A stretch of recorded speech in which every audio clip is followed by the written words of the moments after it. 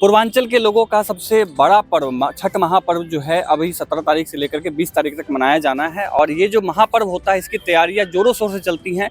जहां जहां पूर्वांचल के लोग गए, खासतौर से बिहार के लोग गए, वहां पर वो अपने कल्चर जो छठ का पूजा है वो लेकर के गए।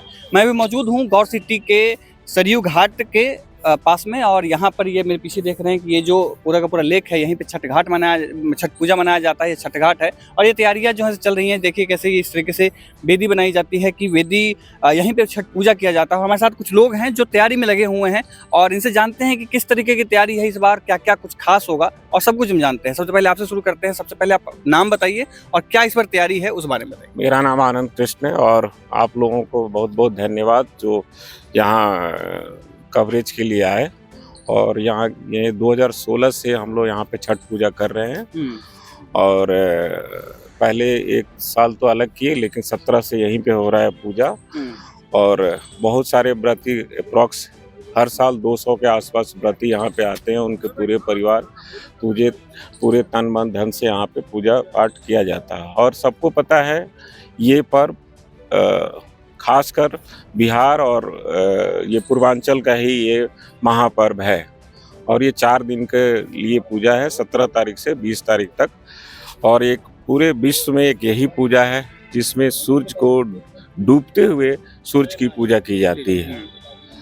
और 20 तारीख के सुबह उगते हुए सूरज को अर्घ देख के इस पूजा की समाप्ति की जाती है।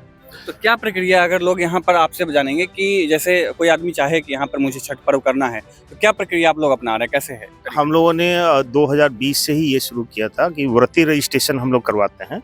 व्रती रजिस्ट्रेशन में गौर सिटी के निवासियों के लिए ये खुला होता है। वो एक लिंक हम लोग देते हैं वेबसाइट के थ्रू। पहले गूगल फॉर्म देते थे और व्रती जब रजिस्टर्ड उसमें हो जाता है तो उसको इस बार हम लोगों ने 16 घाट बनवाए हैं। 16 घाट के पास हम लोग खुद ही इसमें मार्किंग कर रहे हैं, वहीं पे ये वेदी बनाएंगे। और लोग पूरा सहयोग कर रहे हैं इसमें, क्योंकि हमारे पास सीमित जगह है। तो क्योंकि भीड़ काफ़ी ज़्यादा हो जाती है, इसलिए हमें ये वाला प्रक्रिया अपनाना पड़ा है। और पुलिस प्रशासन ने बहुत ज़्यादा अप्रिशिएट किया कि आप लोगों ने इस तरह का इनिशिएटिव लिया है व्रती रजिस्ट्रेशन। भीड़ भाड़ से बचने के लिए तरीका। हाँ, भीड़ भाड़ से बचने के लिए, क्योंकि भीड़ भाड़ को काबू में रखना बहुत ज़्यादा जरूरी है। इसके अलावा हम लोग इसमें लाइटिंग करेंगे, पूरी सफाई करवाई थी हमने, झील के पानी को भी साफ किया था। और हम लोग यहाँ पे प्रसाद भी वितरण करते हैं। जब अर्घ खत्म हो जाता है 20 तारीख को हम लोग करेंगे। और हमारा छठ महोत्सव है 17 तारीख से शुरू होगा। उसमें कल्चरल प्रोग्राम भी है जो राधा कृष्ण पार्क में होगा। और जो छठ पूजा है यहाँ 19 तारीख को होगा, जिसमें डूबते हुए सूरज को अर्घ देंगे।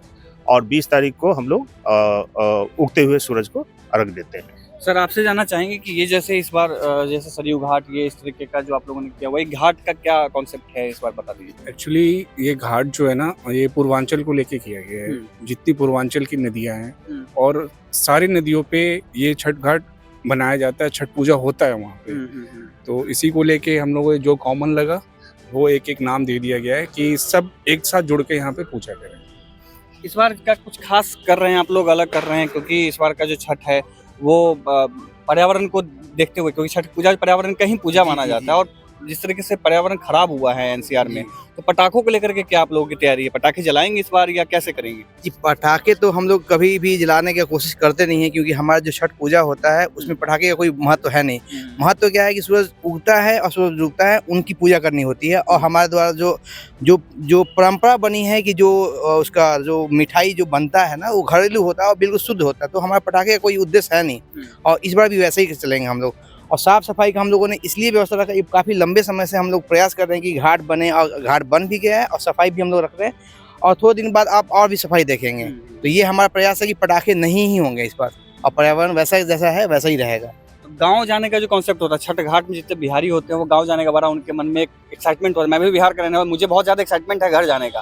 तो इस तो गाँव जा नहीं रहे हैं, यहीं भी पूजा कर रहे हैं, तो कहीं खलता है मन में, लगता है कि गाँव जाना चाहिए? नहीं, अब तो धीरे धीरे ये प्रथा आ गई है कि गांव के लोग जो यहाँ पे आकर के माइग्रेट हो चुके हैं, वो अपनी यहीं पे पूजा की जगह बना रखे हैं। जैसे हम लोगों के यहाँ पे लार्ज स्केल में यहाँ पे व्रती आते हैं और बड़ी भव्य तरीके से यहाँ पे पूजन होता है।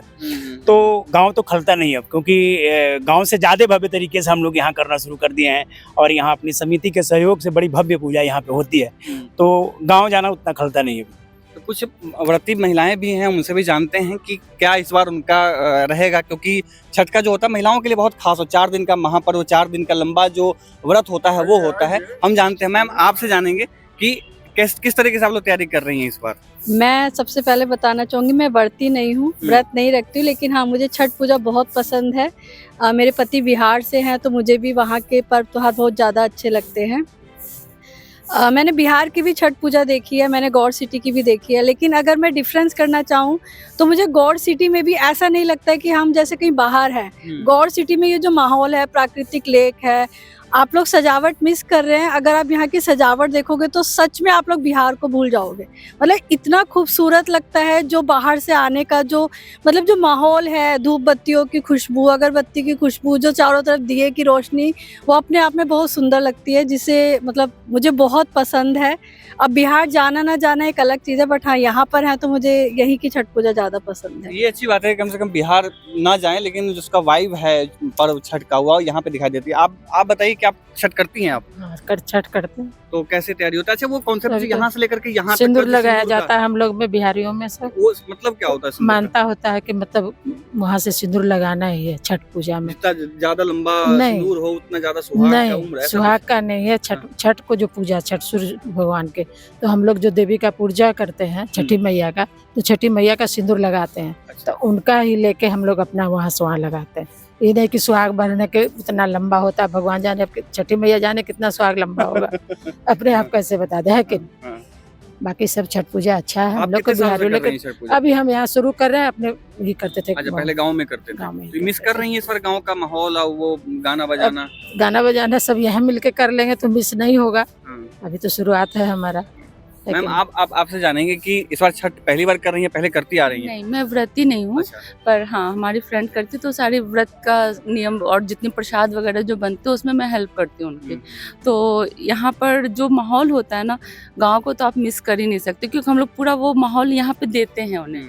तो सारे कुछ यही होता है। ये छठ की बहुत खूबसूरती है कि आप छठ मनाएं ना मनाएं वो अलग विषय होता है, अलग बात होती है, लेकिन आपका इन्वॉल्वमेंट उसमें जरूर हो जाता है, क्योंकि आपके जानने वाले अगल बगल के लोग होते हैं वो छठ जरूर मनाते हैं। मैं आपको एक बार दिखाना चाहूँगा कि ये जो पूरा लेक है कितना बड़ा है। लगभग 200 परिवार यहाँ पर, जो 200 व्रती हैं वो छठ पूजा यहाँ पर मनाते हैं, और हर साल जो है इसको साफ सफाई कराई जाती है इस लेक को, और इसी लेक में छठ पूजा कराने के बाद पूरा जो माहौल होता है नोएडा का वो छठमय हो जाता है। महापर्व जो कहते हैं वो असल में आपको यहाँ पर दिखाई देता है। आप देख रहे थे इंडिया डेली लाइव के लिए आदित्य कुमार की रिपोर्ट।